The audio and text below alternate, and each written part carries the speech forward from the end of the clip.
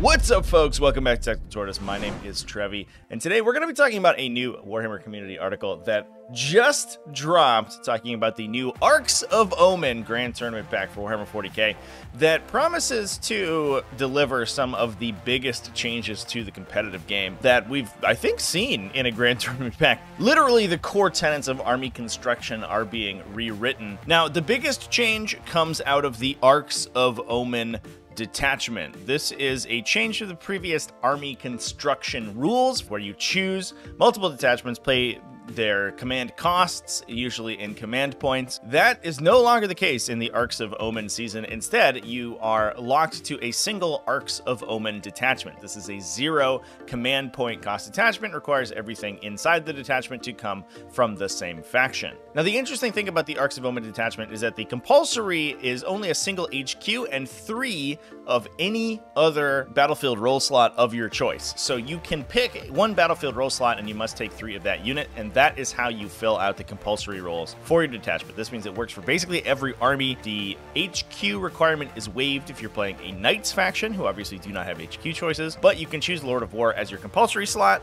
Then, in the non-compulsory options, you have 3 additional of most slots available to you. You have up to 9 additional troops, 3 of everything, including Lord of War and HQ, 2 flyers, and 3 fortifications. There are also some interesting unlocked slots, up to 3 elite slots for character units only. So if you have any of those support characters that fill in the elite slot, you have additional slots for those, and the normal unlock of dedicated transports for each infantry unit in the army. Interestingly, there is no requirement that your warlord be in this detachment, but I don't believe that you have the option to take additional detachments outside of some very specific instances that we'll discuss later.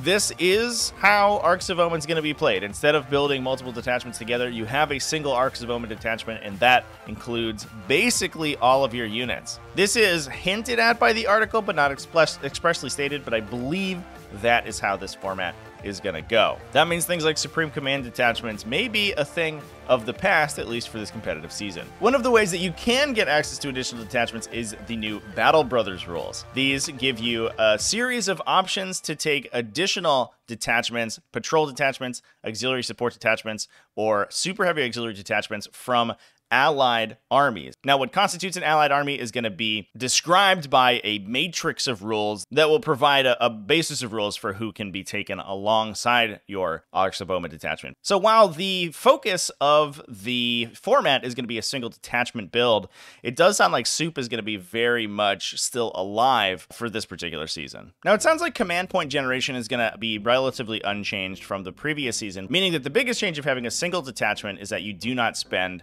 that many command points. In addition, there's going to be new ways to spend CP and to potentially save CP. The first one being strategic reserves. Strategic reserves in this new format are now free. You don't have to spend any money for them, which I think honestly is a huge buff to aircraft. Interestingly, the big downside of aircraft right now is that if you go second against an army who can shoot them, since generally speaking they can't be line of sight blocked, and you roll up against a bunch of huge accurate guns that can shoot down your airplanes immediately, your aircraft are basically dead weight. But in a universe where you can freely strategic reserve without having to spend any command points, just pop those guys into Deep Strike. That seems pretty strong. I don't know if they want to buff aircraft, but you know, it is what it is. But certainly opens up a lot more interesting play with strategic reserve rules. The other way to spend this newfound glut of CP is the heroic support stratagem. This is a requisition stratagem that is a core stratagem available to all armies and allows you to take an additional 1 instance of a unit that would normally be restricted by a detachment rule. So good examples of these are things like Space Marine Captains, Tau Commanders, and Tyranid Hive Tyrants. These can each only be taken 1 per detachment, but by spending 1 CP, you can take an additional 1. So the restriction that you only have a single detachment from that Arcs of Omen detachment is not quite as bad for factions that are relying on taking multiple of these specialist units. Interestingly, this only affects detachment abilities that limit a particular unit to 1 per detachment. So if you are a Farsight Enclaves detachment, which has a maximum of 2 commander models in each detachment, this stratagem actually does nothing for you. The article also talks about new secondary objectives. They also talk a little bit about how secondary objectives are being revised, and in the attached interview, talk about how each faction is getting the same number of secondary objectives, that being limited to only 3. So if you are a faction that has more than 3, you might be losing one. It also sounds like, according to this article, that sub-faction secondary objectives attached to things like Space Marine chapters and Heretic Astartes legions, are going to be limited to 1 per sub-faction. So instead of getting an entire separate tree of secondaries, you're going to be getting 1. The examples given in this case are the Promethean Creed and the Emperor's Children adorn the canvas Eclectic. Promethean Creed doesn't look changed at all from the previous version, but the adorn the canvas has been buffed significantly. Previously, it checked at the end of the battle round if you controlled more objectives than your opponent and killed more of their units with melee attacks or ranged attacks, and killed more characters in melee than they did. Now, it just checks at the end of each turn and scores you 1 victory point for each of those conditions that you satisfy. So you are able to score this not only on your own turn, but also your opponent's turn. For example, if you kill a unit with Overwatch, you will get a victory point in your opponent's turn. Or if you destroy an enemy unit with melee attacks with your Emperor's Children units in their own turn.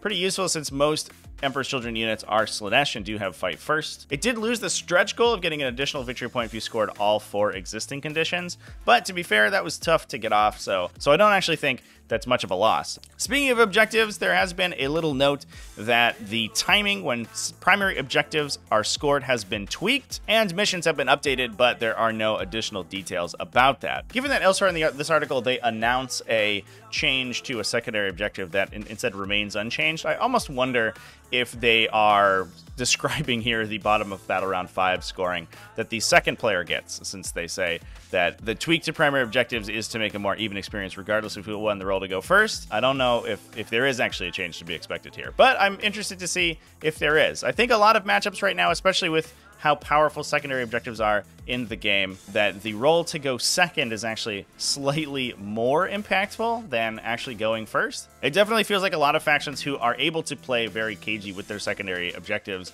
really want to go second and have that guaranteed 12-point Battle Round 5 score if they can play extremely defensively.